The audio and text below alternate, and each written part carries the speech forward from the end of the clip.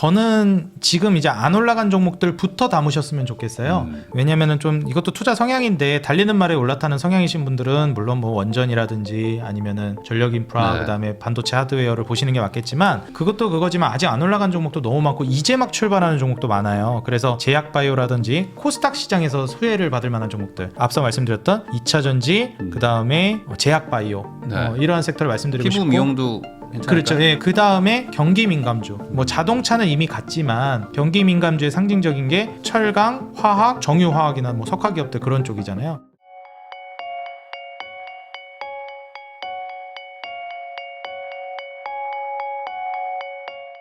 이창대 대표님하고 이야기 나누고 있는데요. 그러면 이제 아까 말씀하셨던 이제 원래 있었던 코스닥 업체들, 뭐 예를 들어 뭐 화장품도 있고, 네. 그리고 이제 아까 말씀하셨던 뭐 바이오도 있고, 그쪽도 이제 시총도 크고, 그리고 이제 뭐 원래부터 있었던 곳들인데 거기도 좋아요?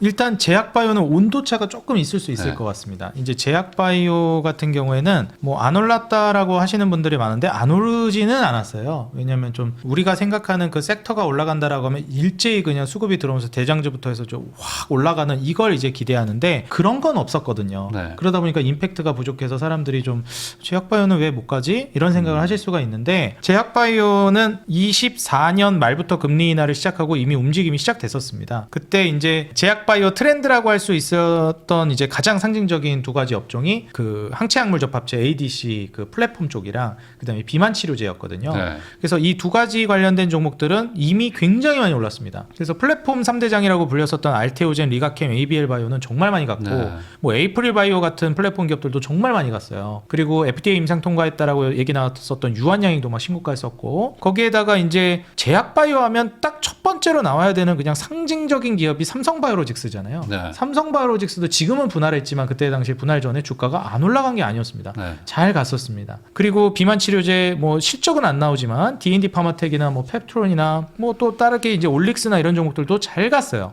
그런데 이제 안 간다라고 느끼는 게 아니 실적 잘 나오는 제약바이오 기업들 많은데 그런 기업들이 또 안 가고 그랬거든요. 그러니까 선택적으로 올라갔다라는 게 크죠. 그리고 이제 그 피부 미용, 스킨 부스터 이런 거 주목을 받으면서 이제 휴젤이나 파마리서치 이런 기업들, 그 다음에 클래시스 이런 기업들이 정말 이제 많이 올라갔습니다. 근데 이제부터는 그러한 많이 올라간 종목들도 물론 좋지만은 안 올라갔던 종목들 있죠. 그런 쪽으로 이제 돈이 모일 가능성이 높아요. 근데 그냥 단순히 안 올라간 게 아니라 실적이 굉장히 전망이 좋고 좋아지고 있는데도 안 간 기업들. 네. 그래서 상징적인 기업 중에 하나가 우리가 이제 제약바이오 하면 바로바로 나와야 되는 종목들이 삼성바이오로직스가 있다면은 셀트리온, 한미약품 뭐 이런 기업들은 바로바로 이제 나와야 되는 거의 상징 같은 기업들이거든요. 근데 심지어 셀트리온이랑 한미약품 실적 전망도 굉장히 좋았어요. 그래서 작년부터도 완전히 돌아서기 시작했고 2024년까지는 셀트리온이 실적이 계속 다운 사이클이었는데 25년부터 완전 바뀌었거든요. 근데 25년도에 주가 반응이 없었어요. 근데 아니나 다를까 25년 말부터 26년 초로 접어들면서 못 가고 있었던 실적 전망 좋고 잘 내고 있는 한미약품이나 셀트리온 주가가 계속 올라가고 있습니다. 그리고 지금도 안 간 제약바이오들이 꽤 있는데 그런 기업들이 점진적으로 계속 낙수 효과를 받으면서 올라갈 거라고 보고 있고요. 그리고 지금 그 트렌드로 자리 잡는 게 과거에는 그 비만 치료제나 그런 거였지만은 피부 미용 시장이 저는 완전히 또 달라질 거라고 보고 있어요. 네. 그래서 단순히 제약바이오도 물론 좋겠지만 요즘 뭐라고 해야 될까요? 의료 뷰티? 이런 분야로 넘어가는 기업들. 그러니까 제약바이오 기업인데 얘네가 갑자기 그 피부과 시술 관련된 제품들을 내놓으면서 수혜를 받는 거죠. 그래서 휴젤이나 파마리서치도 이거 제약바이오로 알고 있는데 갑자기 무슨 뭐 보톡스 기업이다, 스킨 부스터 기업이다, 피부과 시술 기업이다 이러면서 막 날아가거든요. 그래서 뷰티로 분류되고. 그래서 지금 이번에 올라가는 거는 이런 그 스킨 부스터, 그 다음에 피부과 시술 이런 종목들이 올라갈 거라고 보는데 이게 또 관광이랑도 연결이 돼 버렸어요. 예전에는 우리가 14년도, 15년도 당시에 그 중국에서 이제 뭐 유커들 넘어온다 해가지고 관광 엄청 살아나고 중국 시장에서 화장품 불티나게 팔릴 때 그때 명동에서도 막 화장품 쓸어오고 이랬는데 요즘에는 물론 화장품도 잘 나가요. 똑같이. 근데 한 번 더 업그레이드가 돼가지고 한국 관광 오면은 시술을 하는군요. 그렇죠. 완전 패키지로 묶여서 이제 판매가 돼버리니까 이게 수출까지 되면 대박인데 지금 최근에 휴젤이랑 파마리서치가 정말 잘 갔다가 올해 파마리서치가 정말 많이 빠졌어요. 근데 여전히 돈은 정말 많이 벌고 있습니다. 더 많이 벌 걸로 전망되고 이익 구조도 되게 좋아요. 심지어 저평가되어 있고. 근데 왜 빠졌냐? 이게 좀 불안하게 보는 게 경쟁이 치열해지고 있다는 거예요. 네. 그래서 지금 현재 그 파마 리서치 그냥 독보적인 자리를 보여주고 있는 것에서 치고 올라가는 게 뭐 한스바이오메드 그 LNC 바이오가 리투오라는 제품이 있는데 이게 지금 마케팅이라든지 아니면은 광고 이런 걸 안 하고 있는데 의사 선생님들 사이에서 입소문으로 타고 가면서 지금 품절이 나고 품절 대란이라고 하더라고요. 네. 광고도 안 하는데 그러다 보니까 지금 리투오가 완전 떡상하면서 LNC 바이오 주가가 엄청나게 올라갔습니다. 네. 근데 이제 그러다 보니까 야 이런 식으로 가면 파마 리서치 이거 지금 위치가 흔들리는 거 아니냐. 결국 한국에서만 놀면 그 내수에서만 서로 밥그릇 싸움하는 거잖아요. 네. 근데 다행인 건 관광객들이 와서 써주니까 좀 그런 건 다행인데 한국 사람한테만 파는 건 아니니까 더 중요한 건 해외로 나가는 게 중요하니까요. 그래서 해외로 나갈 거로 이제 해외 진출에 있어서도 앞장서 나가고 있는 게 슈링크의 이제 클래시스거든요. 네. 그래서 클래시스는 주가가 나름 방어를 잘했습니다. 다른 기업들이 막 치고 올 때, LNC 바이오 막 이런 기업들 치고 올 때. 그런데 어쨌든 파마 리서치는 수출에 있어서 조금 지금 뒤처졌다라고 평가를 받다 보니 한국 안에서 밥그릇 싸움하면은 좀 실적은 잘 나고 있는 건 맞는데 전망이 조금 위태로울 수도 있다 하니까 빠졌지만 거기를 파고 들어온 LNC 바이오 주가가 올라간 거죠. 네. 근데 여기서 좀 생각을 해봐야 될 게 과연 계속 이럴까? 시장이 이제 지금 현재 좋은데 뭐 수출을 안 할까? 그리고 충분히 할 수 있다고 보거든요. 그럼 클래시스가 하면 이제 다른 기업들도 치고 나갈 거라고 봐서 지금 이런 그 의료 뷰티 관련된 종목들은 앞으로 전망이 저는 꽤 좋을 거라고 보고 있고 제약바이오 종목들 중에서 지금 실적 전망이 좋은데 못 가고 있는 그런 기업들 중에 또 국민 기업 뭐 다 아는 기업 중에 동국제약 모르는 분 없잖아요. 네. 대웅제약 뭐 우루사 이거 다 아니까. 그래서 동국제약, 대웅제약 이런 기업들도 주가가 정말 아직 못 갔는데 이익 전망이 너무 좋습니다. 그리고 앞서 말씀드렸던 그 LNC 바이오의 리투오 같은 경우에도 휴메딕스라는 기업이 원래 이제 톡신하는 기업이거든요. 보톡스 쪽. 근데 휴메딕스, 네. 휴메딕스랑 이제 그 휴젤이 경쟁 구도였어요. 보톡스 네. 시장 이제 톡신 시장에서 보톨리늄 톡신, 그다음에 히알루론산 필러 이걸로 이제 휴젤이 유명했는데, 근데 이제 이 휴메딕스가 사실 좀 뒤쳐졌어요. 막 뭐 거기서 좀 분쟁도 있고 막 이러다 보니까 확장하는 데 있어서 뒤쳐지고 이랬는데 지금 그 LNC 바이오 리투오를 공동 개발해가지고 독점 판매권을 갖고 있는 게 휴메딕스입니다. 네. 근데 얘도 지금 주가가 별로 안 갔어요.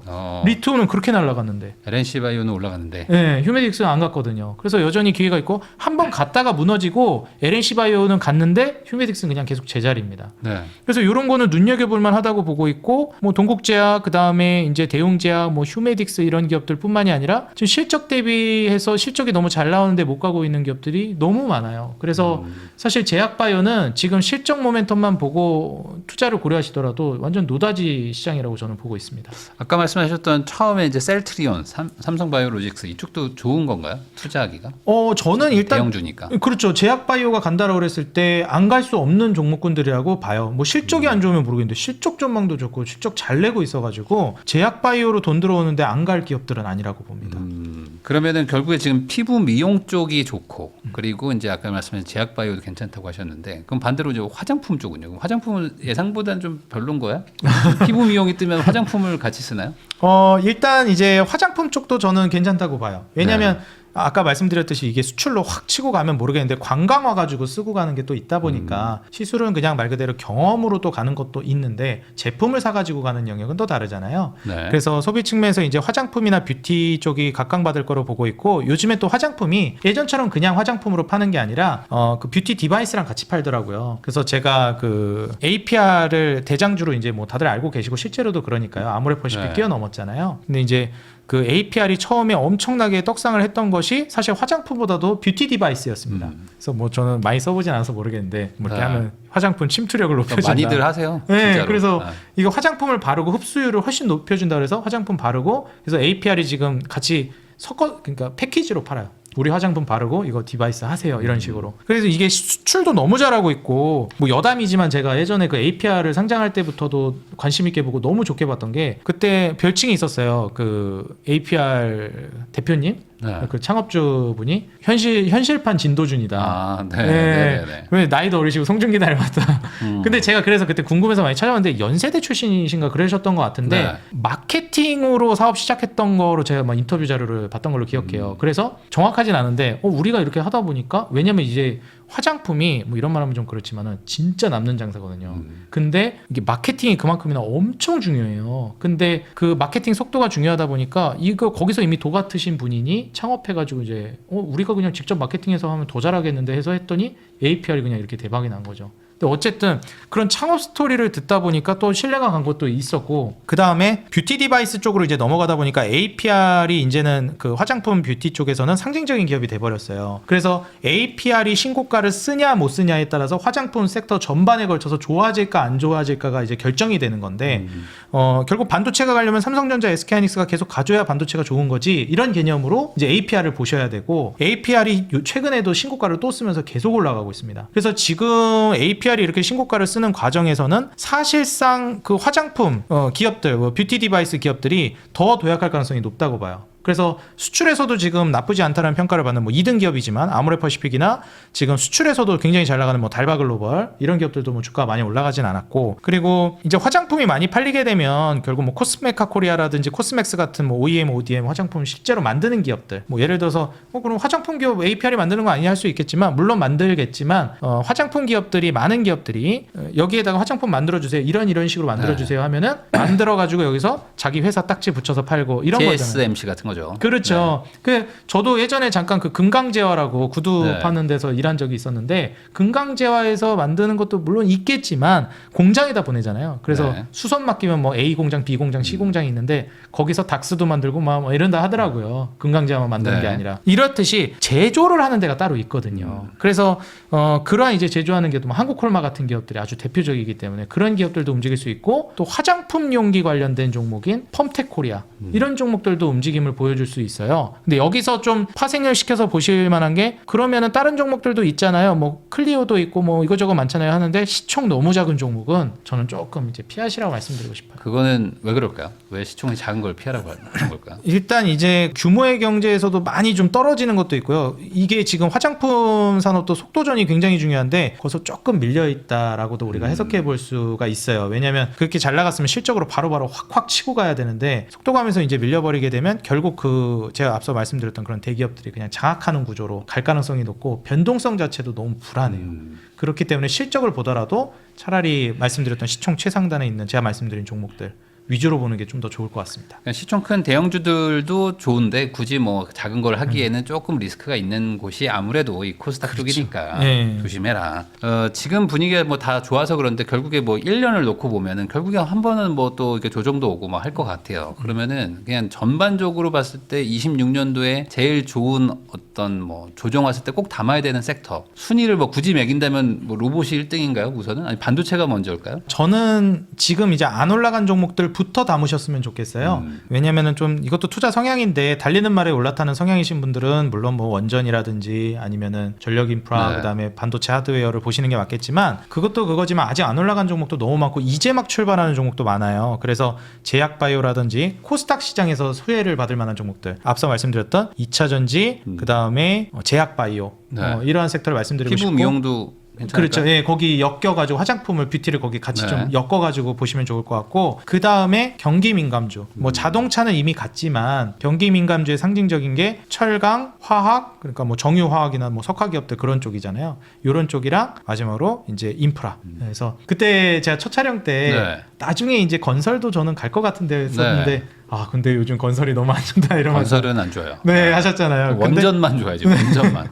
그래서 사실 화학이나 철강도 요즘에 너무 안 좋거든요. 네. 그런데 정부 쪽에서 대놓고 이제 살리겠다라고 하면서 지원책이 나오고 이제 살아나고 있는데, 건설은 살릴 마음이 없는 것 같은데. 그렇긴 한데 제가 보기에는 이제 건설도 갈 것 같은데, 그거를 어떤 개념으로 저는 갈 거라고 보냐면, 이제 그 미국 중심으로 해서 그 인프라 사업이 시작될 거라고 봅니다. 네. 그래서 에너지 인프라 중심으로 해서 앞서 말씀해 주셨던 뭐 삼성물산이나 네. 현대건설, 그다음에 뭐 대우건설, DLNC 이런 그 큰 기업들이 원전 건설 모멘텀뿐만이 아니라 에너지 인프라 이제 건설 모멘텀을 받으면서 인프라가 좀 움직일 거라고 보고 있어요. 그래서 사실 경기 민감 업종의 마지막에 피날레를 장식하는 게 결국 인프라이기도 해서, 2018년도 기억하시는 분들 있으실지 모르겠지만 남북 경협 모멘텀으로 맞아요. 그때 당시에 뭐 건설뿐만이 아니라 뭐 철도, 뭐 그냥 인프라 쪽에 완전히 순환매가 돌아가면서 올라갔는데, 그 정도면은 거의 저는 마지막 파동이라고 보거든요. 네. 그래서 아마 인프라 건설 모멘텀이 올라갈 정도면 시장의 마지막 파동이 좀 오고 있는 수준이 될 것이다 봅니다. 결국에 마지막까지 가면 뭐 정말 다들 막 돈을 벌었기 때문에 안 오른 거 뭐야 하면서 막 이제 돈이 막 가는 뭐 그런 약간 일종의 광기도 막 나오잖아요. 그렇죠. 그런 거를 오히려 좀 잘 노려서 먼저 들어가 있든지 반대로 그런 게 오르면은 잘 나오든지. 그러니까 이게 영원히 가지는 않을 거예요. 이 주식 시장이. 결국엔 또 한 번도 올 텐데 그때도 잘 나와야 되니까.